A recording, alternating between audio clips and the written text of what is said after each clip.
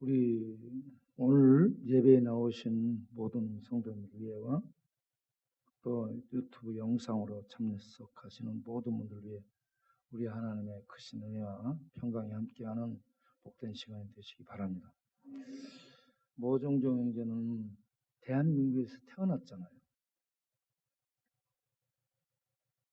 대한민국에서 태어났는데 아버지가 대한민국 사람이 아니에요. 그렇기 때문에 대한민국 국적을 갖지 못한 거예요. 대한민국에 있지만 대한민국 사람이 아니거든요.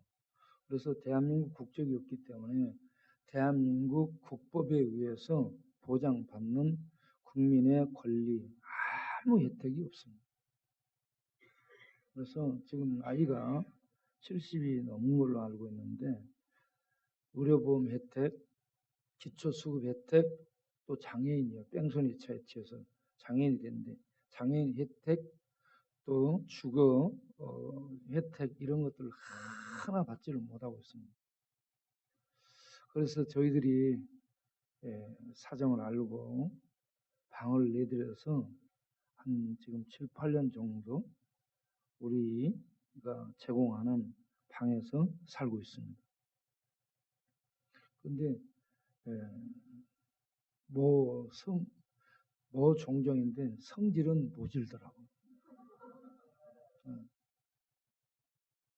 그럼에도 불구하고 참 새벽 기도를 잘 나오신 분이죠. 그러면 새벽 기도를 나오시기 때문에 구원 얻은 믿음이 있는가라고 물어보면 또 그거는 확신이 없어요. 그런데도 열심히 내서 나오죠.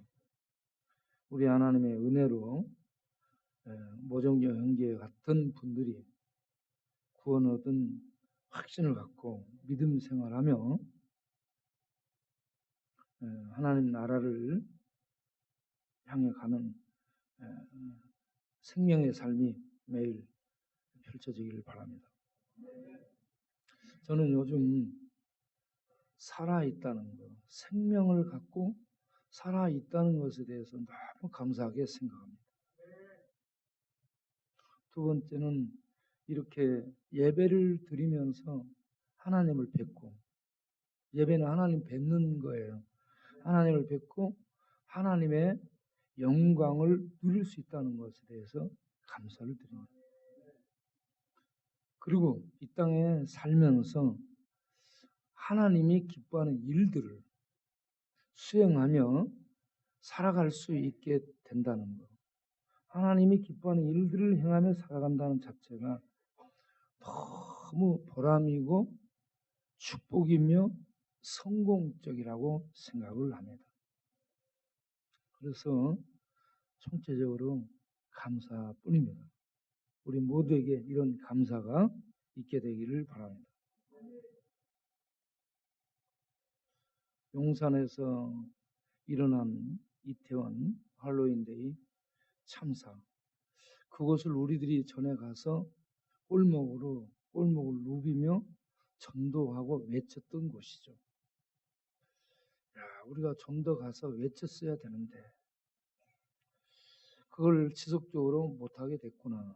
그게 우리들이 그곳에서 외쳐서 그곳에 하나님의 영이 거하도록 했어야 되는데 하는 안타까움이 있습니다.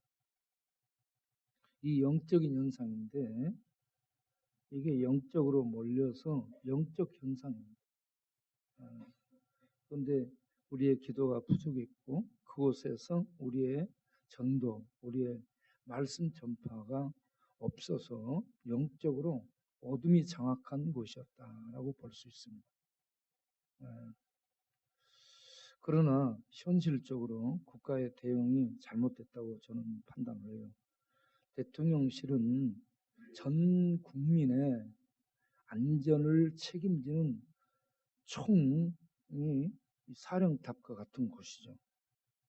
그렇기 때문에 대통령실에서 몇 시간 전에 이 상황을 접수했으면 여기에 대한 컨트롤 타워를 작동시켜서 행정안전장관 그쪽 국민의 행정안전을 책임지는 행안부에 이 전달을 해가지고 이게 지금 무슨 일이 생길 것 같으니 빨리 경찰 병력 출동시키고 이런저런 이 통제와 질서를 잡는 조치를 취하라고 타워에서 명령이 하달됐어야 되는데 뇌가 멈췄었다고 저는 보는 거죠. 뇌 작동이 안 된 겁니다. 그러니 이게 질서 유지를 위한 경찰 병력이 투입되지 않았고 마약 단속을 위한 경찰 병력만 투입됐다는 이게 아이러니하거든요. 10만 명 인파가 모이면 질서 유지, 안전사고 예상하고 거기에 대한 경찰을 배치를 시켜서 질서 유지가 됐어야 된다고 봅니다. 그게 안 됐어요. 그래서 행안부 장관은 여기에 대한 책임을 져야 되는 겁니다. 그런데 이런 것을 책임져야 될 사람이 책임을 지지 않고 나는 몰랐다라고 하고 있어요. 이거는 제가 볼 때 이런 분들을 책임지지 못하고 상황 파악 못하는 분들이 어떤 그 직책 그 자리에 앉아 있으면 안 됩니다. 물러나야 돼요. 왜냐하면 몰랐던 것도 직무유기고요. 연구 안 하고 몰랐던 것이 그것이 답이 아닙니다. 답이 아니에요. 잘 파악을 해야 돼요. 연구해가지고 이런 상황 이렇게 해야 되겠다 저렇게 해야 공부를 했어야 되고 연구해서 이런 때 이렇게 배치해서 이렇게 해야 되겠다. 상황에 대한 민첩한 대책들을 갖고 있어야 되는 겁니다. 몰랐다 이러면 그 사람 그 자리에 있을 자격이 없어요. 그리고 소방서장, 경찰서장, 뭐 부총장 이 현장에 있는 사람들에 대해서만 뭐라 하는 거예요. 그렇기 때문에 저 같으면 그 밑에 있는 사람들은 현장에 열심히 일을 하는 사람들이 그들을 격려하고 타워에서 책임을 져야 되거든요. 그런데 거기는 책임 안 주고 밑에 일했던 현장에 일했던 사람들에 대해서만 책임을 추궁하고 그들에 대해서 질책하니 이게 누가 일을 하려고 하고 이게 올바른 정부 방향인가? 정말 저는 정부의 무능력과 정부가 없어진 것 같은 이런 모습을 보면서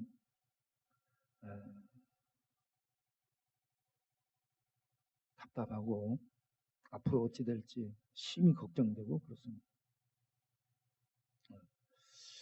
왜 이런 현상들이 일어나는가? 빛이 없습니다. 빛이. 그래서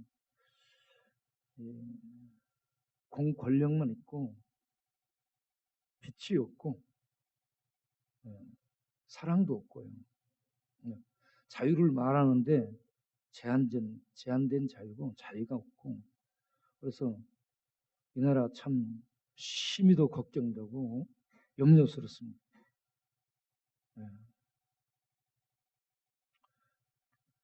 이 참사를 당한 유가족들에 대한 이 참 말 못하는 슬픔들, 그 아픔들, 이 부분에 대해서는 우리가 뭐라고 말을 할 수 없고 하나님이 오셔서 위로를 해드려야 위로가 될 수 있는 부분입니다. 저는 그 부분을 욥을 생각합니다. 욥이 하루아침에 10자녀를 잃어요. 10자녀를 잃어. 한 명 잃은 게 아니고 10명을 다 잃습니다. 자녀들.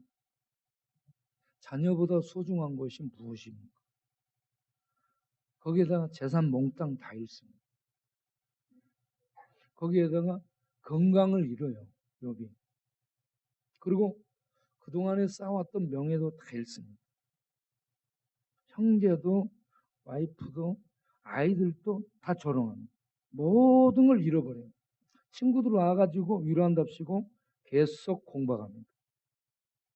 계속 공격해요. 그래서요, 욥은 초죽음 상태에 이릅니다. 그런데 그때 하나님 만나고 싶어서 하나님 찾습니다만 하나님 만나주지 않아요. 하나님이 안 만나주니 욥은 내 입에 하나님 만나 하고 싶은 말이 가득합니다. 예? 하나님 만나 주옵소서. 계속 찾습니다.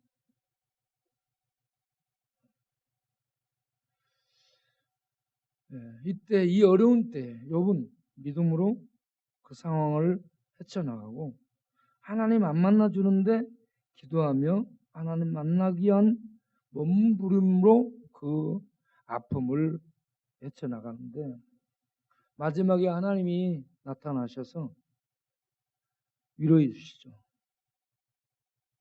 그리고 깊은 진리를 깨닫게 해줍니다. 그 깨닫게 해주는 것이 뭐예요? 욥기 38장 이후에서 욥아, 너 허리를 동이고 내가 묻는 말에 대답해라. 너 내가 하마를 만들고 악어를 만들고 바닷속에 길을 만들고 사망의 문을 만들 때 너 봤더냐? 너 그때 어디 있었더냐? 너 내 계획을 아느냐? 내 생각을 아느냐? 내가 만드는 거 봤느냐? 그러니까 욥이 아무 말도 못합니다. 하나님은 계획을 가지시고 그 크신 능력으로 이 모든 일들을 하나님의 목적대로 만드셨습니다. 그래서 이 하나님의 전 세계를 통치하시는데 전 세계를 통치하신 하나님의 어떤 이 목적이 있어요. 그래서 하나님의 목적 속에 우리들이 헤아릴 수 없는 일들이 이 경영이 되고 이루어져 간다. 그래서 욥이 입을 닫을 뿐입니다. 하나님 앞에 제가 잘못했습니다. 회개할 뿐입니다. 하면서 하나님 알지 못하고 제가 그렇게 나섰던 거 용서하옵소서 하면서 욥이 회개합니다. 욥이 회개하고 친구들 자기를 그렇게 공격했던 친구들을 위해서 용서를 빌고 그들을 위해서 제사를 드리고 그렇게 했을 때 하나님이 욥을 위로해 주셔. 그래서 이전에 그런 이 모든 것들을 다시 누릴 수 있도록 위로해 주시고 축복해 주십니다. 그래서 하나님이 위로해 주셔야 위로가 될 수 있는 겁니다. 그런 위로가 이 참사를 당한 유가족들에게 임하게 되기를 바랍니다. 오늘 빛은 무엇일까 생각을 해보겠습니다. 이 시대에 빛이 없어서 어둠 속을 방황, 젊은이들도 빛이 없어서 정치인들도 머리는 똑똑하고 이런저런 세상적 기준 고시는 패스했지만 빛이 없기 때문에 어둠 속에 있습니다. 전문가들도 그렇습니다. 그들의 말을 들으면 다 그렇게 맴돌게 됩니다. 그래서 정말 이 시대에 필요한 게 하늘의 빛입니다. 빛. 이 빛을 생각을 해보겠어요? 빛은 무엇인가? 이제 띄워줘 보시기 바랍니다. 빛나는 것이다. 비추는 것이다. 비춰주는 것이다. 보게 하는 것이다. 깨닫게 하는 것이다. 알게 하는 것이다. 찾게 하는 것이다. 이런 것들이 빛이라고 볼 수 있습니다. 다음 빛이 되는 것은 무엇인가? 하늘에는 태양, 달, 별들이 빛이라고 볼 수 있습니다. 인간이 만든 전등, 가로등, 촛불들이 빛이라고 볼 수 있습니다. 그리고 마음을 비춰주는 심리학, 법칙을 알게 해주는 과학, 진리를 탐구해 나가는 철학 이런 것들도 내적으로 비춰주는 빛이라고 볼 수 있습니다. 그런데 성경에서 말하는 빛은 무엇인가? 예수님이 자신을 빛이라고 말을 합니다. 예수님이 빛이라고 말합니다. 요한복음 8장 12절에 이 나는 세상의 빛이라. I am the light of the world에서 내가 세상의 빛이다. 그리고 예수님만 빛이라고 하지 않고 예수 믿는 자들을 너희는 세상의 빛이라. 너희도 you are the light of the world. 너희도 세상의 빛이다 라고 말을 합니다. 너희는 누구를 말해요? 하나님의 자녀, 하나님의 백성, 하나님 예수를 믿는 교회, 성도를 의미하는 겁니다. 다음을 보겠습니다. 성도가 빛이 되려면 우리는 빛이 없어요. 우리 성도, 예수 믿는 자들이 빛이 되려면 성도 안에 빛이 들어와야 됩니다. 우리 안에 빛이 우리는 빛이 없기 때문에. 그러면 빛이 들어오려면 어떻게 해야 되는가? 빛 대신 예수님을 우리가 믿으면, 빛 대신 예수님을 믿는 것이 영접하는 겁니다. 받아들이면 예수님이 우리 안에 들어오므로 우리 안에, 그 안에 빛이 있게 되는 겁니다. 그래서 똑똑한 사람이 빛이 아니에요. IQ 좋은 사람이 빛이 아니에요. 뭘 많이 아는 박시한 자가 빛이 아니고 예수님, 빛 대신 예수님을 믿음으로 모셔드린 자, 영접한 자가 그 안에 빛 대신 예수님이 들어와 있으므로 빛이 될 수 있다는 말씀입니다. 그래서 요한복음 1장 12절에 영접하는 자, 그 아들, 그 이름을 믿는 자는 하나님의 자녀가 됐다라고 말합니다. 하나님의 자녀가 됐어요. 천국 백성, 천국 시민이 돼서, 천국은 빛의 세계예요. 천국은 빛의 세계, 진리의 세계, 생명의 세계. 예수님을 믿으면 천국 빛이, 하늘의 빛이 그 안에 들어오게 되는 거죠. 이렇게 예수님을 영접하는 사람, 예수님을 영접하는 사람은 예수님이 내가 세상의 빛이라고 했고, 예수님을 영접한 하나님 백성, 하나님의 자녀, 자신을 믿고 따르는 자는 어둠, 죄, 죽음, 저주를 어둠이라고 이렇게 표현합니다. 어둠에 다니지 아니하고 예수를 믿는 자들은 그 안에 빛을 가졌기 때문에 빛 가운데 살게 된다. 누구든지 whoever follows me, 나를 따르는 자는 will never walk in darkness, 어둠에 결코 다니지 않을 것이고, 그리고 will have the light of life, 생명의 빛을 가질 것이다. 생명의 빛을 갖기 때문에 생명의 빛을 갖고 살게 되리라는 말씀입니다. 생명의 빛이 없는 자들은, 여러분, 생명의 빛을 갖지 못한 자들은 지식으로 삽니다. 세상 지식은 많이 있어요. 해밖에 잘 아는 것 같아. 그런데 그 안에 생명이 없습니다. 태양이 빛을 비추죠. 태양이 빛을 비추는데 빛이지 참 생명이 아닙니다. 달도 빛을 비춰요. 별도 빛을 비춰요. 빛도 빛을, 정든도 빛을 비춰. 보게 해, 알게 해, 책들도 깨닫게 해. 그런데 생명이 없어요. 그 안에 많은 지식들을 다 알고 살아가게 해주는, 도움을 주는데 생명이 없어요. 그런데 예수님은 생명을 갖고 있습니다. 다음으로 보세요. 오늘 읽은 요한복음 1장 4절을 보면 예수님은 그 안에 생명이 있다. 그 안에 무엇이 있다? 생명이 있다. 그런데 이 생명이 뭐라?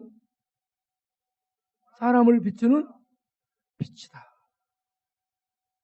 여러분, 그러면 빛은, 태양이 비추지만 태양은 생명의 빛이 아닙니다. 밝게 보고 살아가게 하는, 도움을 주는 빛이지, 태양도 달도 이런 빛들도, 전등도 도움을 주는 빛이지 생명을 주는 빛은 아니라는 얘기입니다. 생명을 줄 수 있는 분은 하나님, 예수님. 예수님은 요한복음 1장을 보면 세상이 만들어지기 전에, 하늘의 태양이 만들어지기 전에 영원 속에서 하나님과 함께 스스로 생명으로 살고 계신 생명이신 하나님이었습니다. 그분이 1장 3절, 요한복음 1장 3절에 만물을 만들었습니다. 태양도 그분이 만들었어요. 세상도 그분이 만들었어요. 질서도 그분이 만들었어요. 그분은 만들 수 있는 게 그 안에 생명이 있었기 때문에 만들 수 있었습니다. 그래서 세상을 비추는 참 빛은 생명을 갖고 있는 예수님이시다. 여기서 다 그 소리를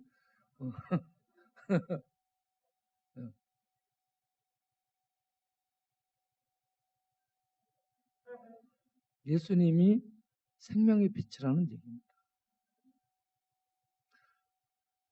그런데 세상은 어떤 상태예요? 어둠이라고 얘기하죠. 어둠. 세상은 어둠이고 예수님은 생명의 빛으로 세상에 오셨어요. 그래서 1장 9절부터 보면, 요한복음 1장 9절부터 보면 참 빛, 진짜 빛이라고 얘기합니다. 참 빛이 세상에 왔어요.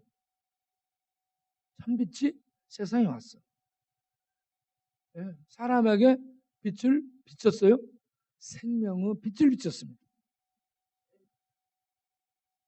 생명의 빛, 하나님의 생명의 빛을 비쳤어요. 진리의 생명의 빛을 비쳤어요.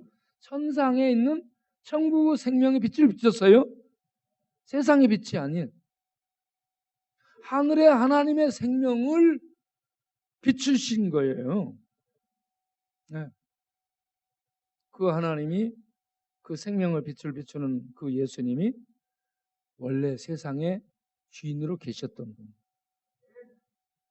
세상을 만드신 창조주이시고 이스라엘에 말씀하시며 당신을 계시하신 장본인이라는 얘기죠. 그래서 그가 세상에 계셨으며 세상은 그로 말미암아 지음바 되었어요. 세상은 그를 알지 못했다. 심지어 그에게 말씀해 오신 그 백성들마저도, 그가 말씀해 오신 그 백성들마저도 몰랐다. 그 다음 9절에 11절,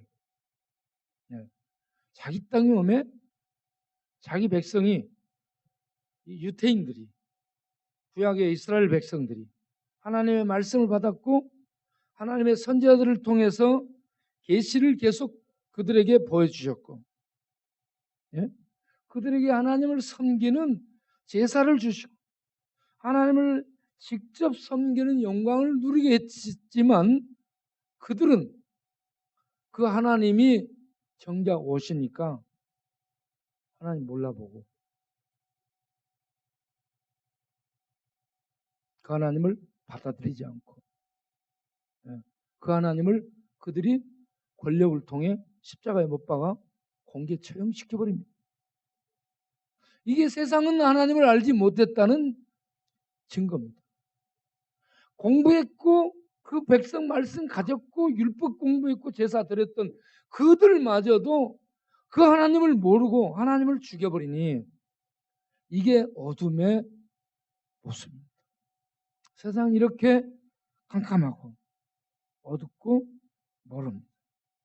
그러니 하나님에 대한 말씀과 율법과 성전 제사, 이 많은 하나님을 알 수 있는 근거들을 갖고 있음에도 하나님 모르고 죽여버렸는데, 그렇지 못한 세상은 얼마나 더 캄캄하겠느냐. 세상은 완전 암흑입니다. 다크니스. 다크니스라는 단어는 빛이 하나도 없는 캄캄한 흑암을 얘기하는 겁니다. 그러니까 날 때부터 맹인으로 태어나서 한 번도 세상을 본 적이 없는 그런 캄캄한 암흑 상태. 이게 세상의 본 모습이죠. 그러니 뭘 안다, 뭘 가졌다, 뭘 들었다, 안다. 하나님에 대해서는 전혀 모르는 겁니다.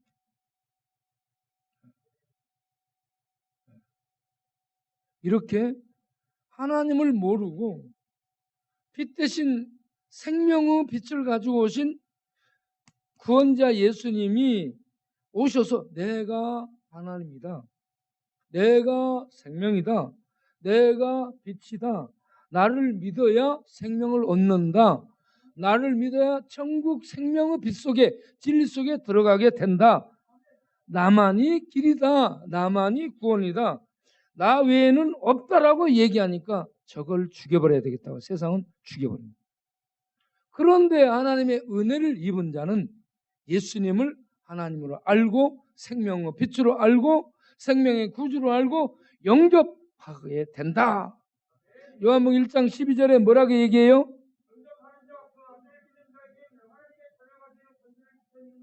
아멘. 어느 절에서 나왔어요?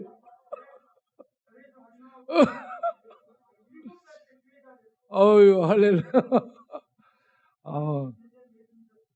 네. 아주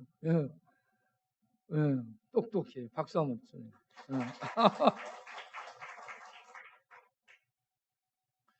요한복음 1장 12절 이건 대선언입니다.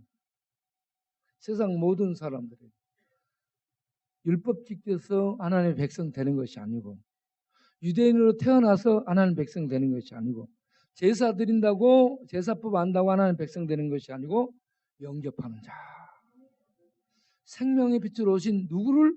예수를 구주로 알고 영접하는 자, 마음에 믿는 자, 받아들이는 자는 구원을 받은 하나님의 자녀, 천국 백성, 빛의 자녀가 된다는 얘기입니다. 그래서 예수를 믿는가 안 믿는가가 제일 중요한 판가름이 된다고 볼 수 있습니다. 여기에 있는 여러분, 밖에 있는 여러분, 영상으로 예배에 참여하는 여러분, 예수를 그리스도로 구주로 영접하시길 바랍니다. 생명으로 영접하시길 바랍니다. 하나님으로 영접하시길 바랍니다. 그래서 예수를 통해 주시는 참 선물이 생명입니다. 영생입니다. 영생을 얻기를 바랍니다. 그러면 믿는 자 안에 하나님의 생명이 들어오면 하나님의 생명이 빛이에요. 예수를 믿어 하나님의 생명이 그 안에 들어오면 예수님이 안에 거하시게 되면 그 사람에게서 생명의 빛이 빛나게 되는 겁니다. 생명의 빛이 빛나는 하나님의 자녀를 마태복음 5장 14절에 뭐라고 했어요? 너희는 세상의 빛이라. 너희가 세상의 빛이다. 하늘에 예수님이 와가지고 예수님이 하나님이신 예수님이 오셔서 뭐라고 했어요? 하늘의 태양이 세상을 비추는 빛이다 라고 했어요? 아니죠. 그러면 과학이 법칙을 발견해주는 과학이 빛이라 했어요? 아니. 누구를 빛이라 했어요? 예수님이 빛이신데 예수 믿는 하나님의 자녀들을 뭐라고 했어요? 너희가 세상의 빛이다. 그러면 너희는 누구를 말해요? 우리를 말하죠. 예수 믿는 성도를 세상의 빛이라고 말씀을 하고 있습니다. 여러분 예수님 믿습니까? 그러면 여러분이 세상의 빛이에요. 세상의 빛이라는 것은 하늘에 있는 하나님의 자녀로 하늘 생명을 갖고 세상의 어둠 속에서 지금 살아가면서 빛을 비추는 역할을 하게 된다라는 의미입니다. 그러면 옆 사람 한번 쳐다보겠습니다. 옆 사람 눈 속에 빛이 있는지, 이마 속에 빛이 보이는지, 마음 속에 빛이 보이는지, 멋 속에 빛이 보여요? 옆 사람에게 빛이 있어 보여요?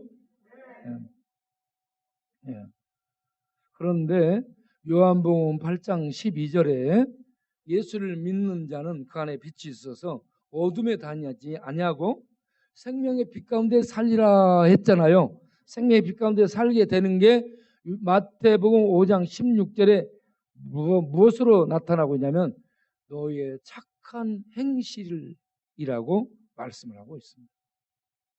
착한 행실. 예. 착한 행실이 빛을 비추는 삶이 된다라고 말씀합니다. 이 착한 행실을 우리가 하기 위해서 밥 나눠주고 옷 나눠주고 돌보는 일들을 하고 있습니다. 네. 교회에 좋은 설교들 뭐라 그 설교만 연구해가지고요. 그거 하게 되면 설교 잘 할 수 있습니다. 여러분 다 잘할 수 있어요. 네. 그런데 그걸 삶으로 살아내는 것이 힘들잖아요. 그래서 삶을 봐야 됩니다. 삶을 통해서 생명이 나타날 수 있도록 살아내는 게 빛을 비추는 거예요. 우리가 어제 잠바 나누는 일을 했습니다. 그 어제 오신 분들은 보셨겠지만 안 오신 분들은 못 봤기 때문에 잠바 나눈 것에 대해 잠깐 이렇게 보여주도록 하겠어요. 그림, 사진. 네. 허영란 가수. 저분이 어떤 아픔이 있었는지 모르지만 어제 참 은혜스럽게 찬양을 했습니다. 감사를 드립니다. 그 다음 이 언더그라운드 참 그토록 사랑하셨나요? 테스 형, 소크라테스 형, 세상이 왜 이래? 그것을 목사님, 세상이 왜 이래요? 하면서 묻는 노래로 바꿨습니다. 노래를 참 은혜스럽게 가사를 잘 나타내요. 그래서 가수로 앞으로 활동해도 되지 않을까 생각합니다. 그 다음 어제 이렇게 모여서 예배를 드렸습니다. 예배 드리고 위로 공연하고 잠반하고 이런 일들을 착한 일이라고 말할 수 있습니다. 착한 일입니다. 이게. 그리고 우리 서대익 집사님 간증. 서대익 집사님이 마약 환자였습니다. 방금 그 친구도 마약했어요. 마약한 사람들. 알코올, 마약, 도박, 카지노 이런 거 전부 중독이에요. 그런데 우리 서대익 집사님도 하나님의 은혜로 이렇게 마약을 벗고 알코올을 벗고 중독을 벗고 이렇게 새롭게 봉사하며 사는 이 착한 이 행실을 행하며 살아가고 있는 성도가 되었지 않습니까? 여러분도 될 수 있습니다. 하나님의 은혜는 가장 강합니다. 하나님의 은혜가 가장 강한 능력입니다. 이 은혜가 임하면 누구든지 이렇게 변화돼서 하나님의 영광을 위해서 착한 행실을 나타내며 살 수 있다. 그래서 어제 우리들이 했던 것을 보게 되면 첫째, 하나님의 승리였다. 하나님의 승리였다고 파악할 수 있습니다. 재정, 돈이 모아질 수 없었어요. 이번에 돈이 모아질 수 없는 그런 상황이었습니다. 2주 남겨놓고 우리가 모였던가. 그래 돈이 없어요. 돈이 없는 상황. 코로나로 어렵죠. 우크라이나 러시아 전쟁으로 어렵죠.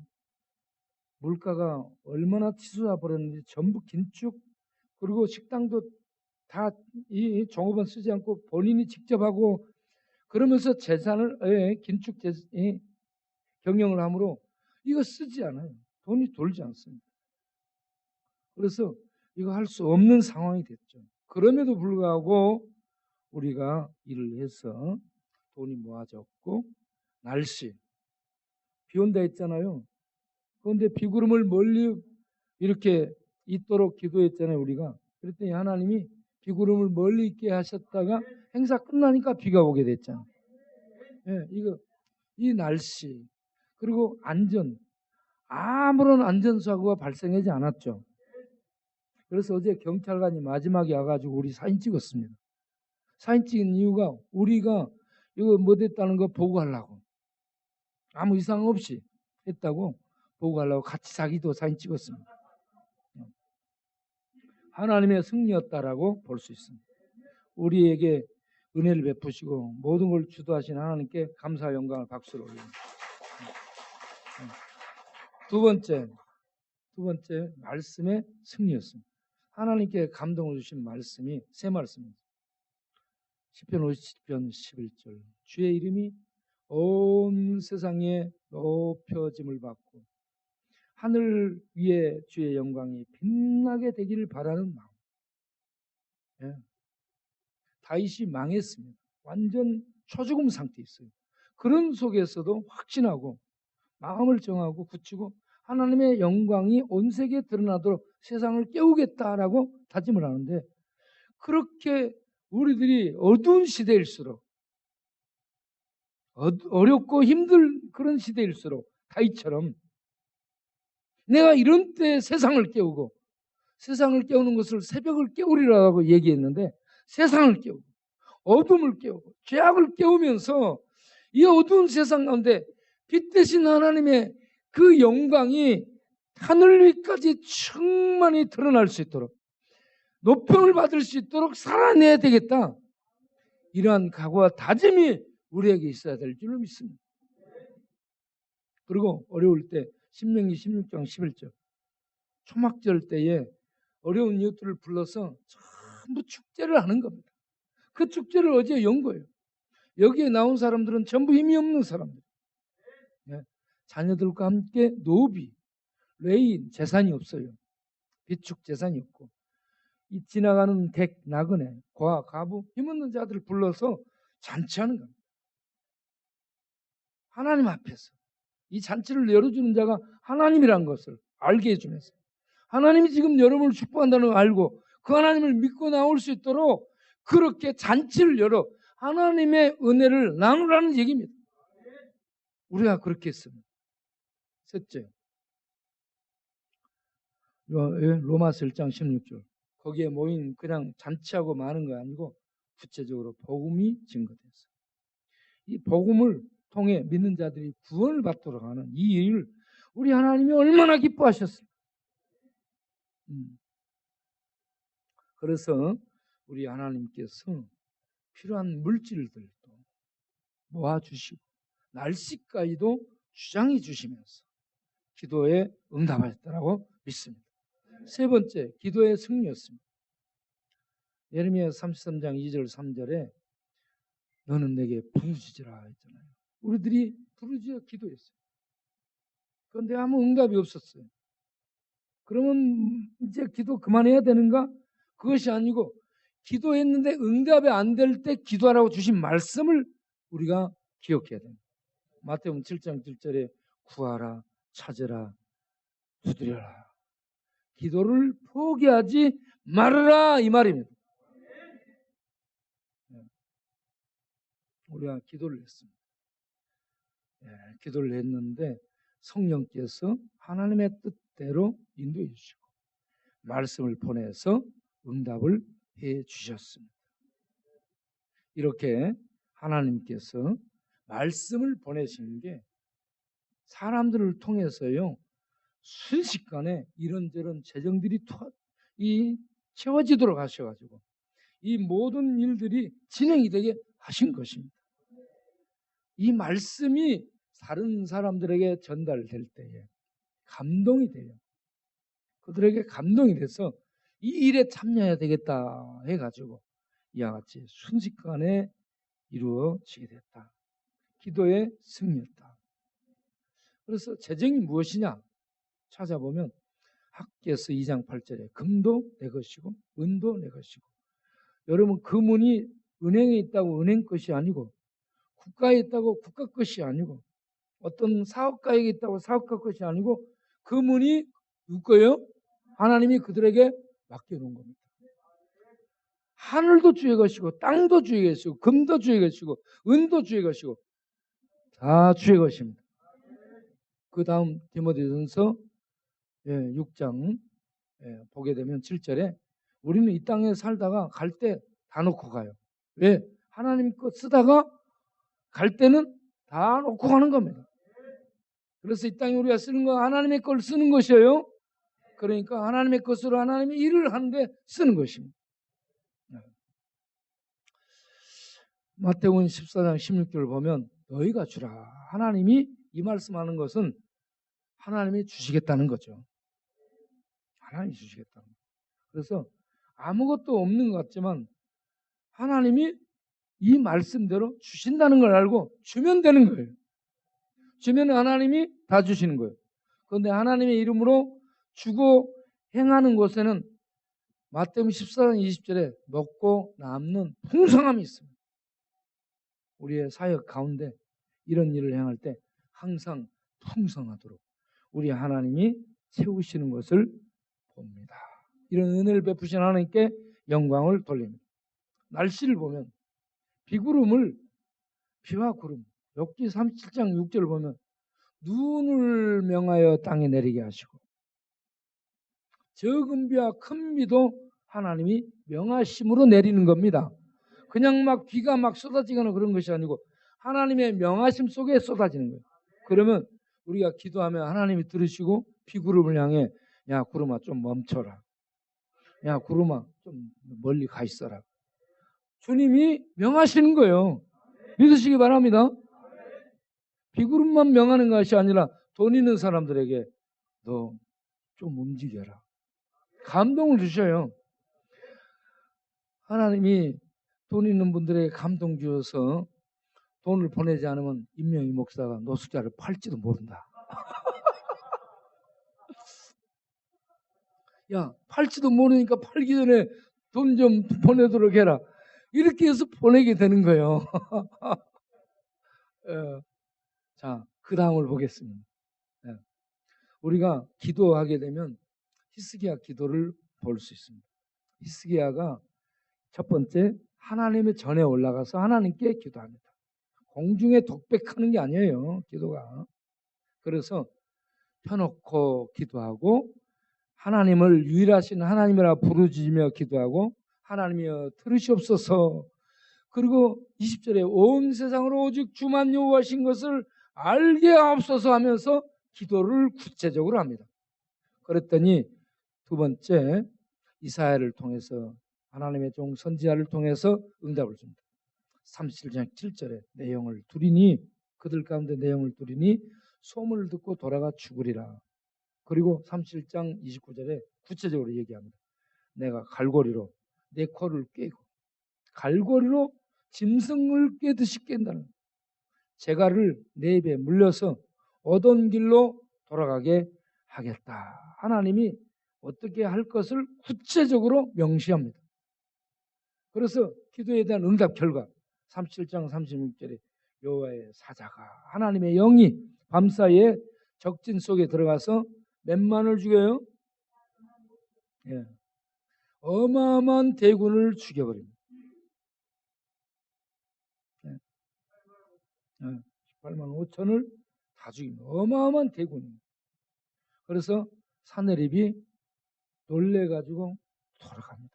그리고 돌아가서 그 그가 섬기는 신이 리스록인데 이 리스록 신에게 경배를 하다가 아들들에게 죽습니다. 뭐 어떤 반란군에게 죽는 게 아니고 누구에게 죽어요? 아들들에게 죽으니 얼마나 비참합니까? 하나님의 코털을 건들면 하나님이 가만 놔두지 않습니다. 잠자는 호랑이 코털 건드려도 호랑이가 일어나서 어떻게 해요? 네. 그런데 하나님은 어떤 분이에요? 네. 하나님의 코털을 건드렸어요. 사내립이. 그러니까 하나님이 하나님의 코털을 건드린 사내립을 이와 같이 비참하게 끝나도록 끝을 내십니다. 이렇게 하나님이 역사, 기도에 대해서 응답을 구체적으로 하신다는 얘기입니다. 하나님은 기도를 들으시는 살아계신 하나님, 빛이신 하나님, 예수님을 영접하면 예수님 영접한 자들이 빛이 됩니다. 여러분이 빛이고 성도가 빛입니다. 성도가 세상을 비추면 빛의 역할을 하는데 착한 행실을 하는 겁니다. 착한 행실을 할 때에 아무것도 없어요. 하려고 하니까 아무것도 없어요. 그때 기도하면 하나님이 하늘에서 응답하셔서 필요한 것을 채우시고 능력을 주셔서 필요한 일들을 집행하게 하시고 하나님의 영광이 온 세계에 드러나게 하십니다. 그렇게 해서 이 어두운 세상에 우리들이 계속 빛을 비치며 하나님이 우리에게 구원입니다. 하나님의 세계가 생명의 세계입니다. 그 세계는 영원한 진리의 세계입니다 하며 그 세계로 인도하는 일을 감당하는 우리 모든 빛된 성도가 되시기 바랍니다.